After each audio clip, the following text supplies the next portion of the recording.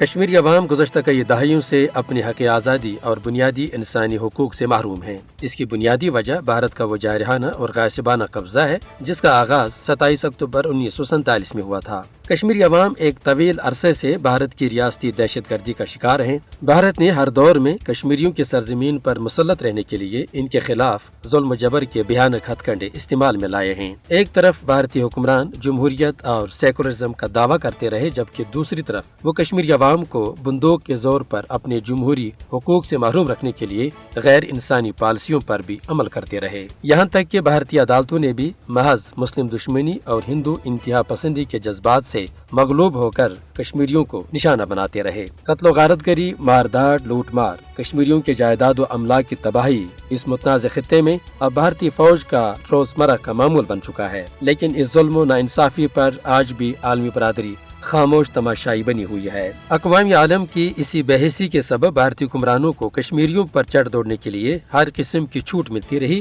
اور وہ ایک منظم انداز سے کشمیریوں کا خون بہاتے رہے۔ انہوں نے اس متنازع خطے کو قتل گاہ میں تبدیل کر دیا۔ تاہم ان تمام تر چیرہ دستیوں اور مظالم کے باوجود کشمیری عوام آج بھی اپنی آزادی کی جدوجہد ترک کرنے پر آمادہ نہیں ہے۔ کشمیری عوام نے اپنی اس پیدائشی حق کے حصول کے لیے قربانیوں کی ایک لازوال تاریخ رقم کی ہے۔ بھارت کبھی بھی توپ و تفنگ سے ان کے جذبہ آزادی کو کچل نہیں سکتا۔ رسوائی بھارت کا مقدر ہے۔